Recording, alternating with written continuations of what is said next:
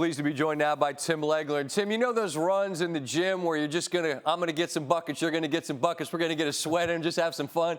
Not a lot of that goes on in the playoffs, man. Those 144 to 128 games don't happen. It's a grind. Easy buckets, tough to get. Bucks got some tonight. How?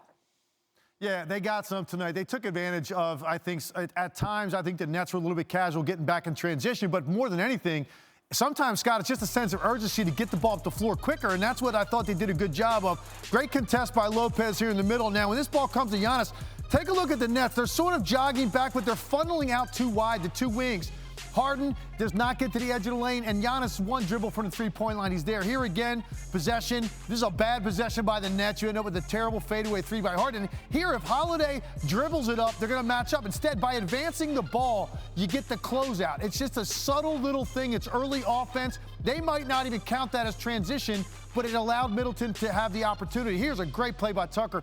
First steps in front of Durant, then rakes down on Jeff Green, gets the strip. And again here, Kevin Durant, in running back defensively, he turns over the wrong shoulder, and by the time he spins around, that ball had been advanced to Giannis, and he's at the rim. So I thought the Bucks did a really good job in a situation that is typically very difficult to come by.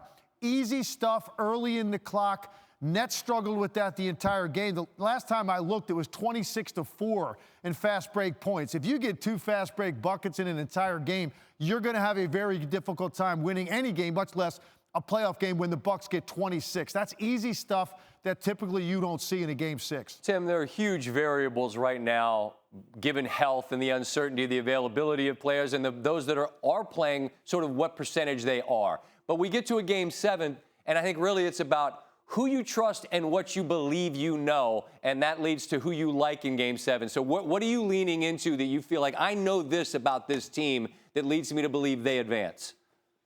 I'll tell you, it's a tough one. I'm going to give the edge of Brooklyn because they're at home.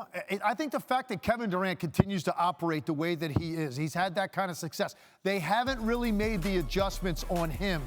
That's a dangerous factor going into a Game 7. And, Scott, the other thing, a big one for the Bucks, Chris Middleton, as great as he was tonight and as much as we admire him, he has been a different player road or home.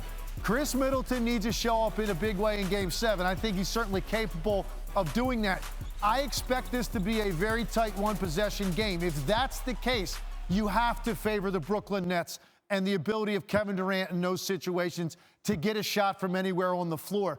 Giannis Antetokounmpo is a guy that will try to answer the bell, but there are some limitations there with his mid-range and deep shot, and then obviously his free throws in that situation. So if this is tight, this is a one-possession game inside of 5 minutes, I really like Brooklyn to win the game because of Kevin Durant. You know that thing after a playoff game, Tim, where the guys look at the box score? If I'm Coach Bud, I circle how many threes Giannis took and show him that's a 0. Oh, yeah. Put your head down and go to the rim, big fella. That's what you got to bank on that and take your chances. Appreciate it, Tim. Completely agree. We'll talk soon. All right, Scott, you got it. Thanks for watching ESPN on YouTube. For live streaming sports and premium content, subscribe to ESPN+.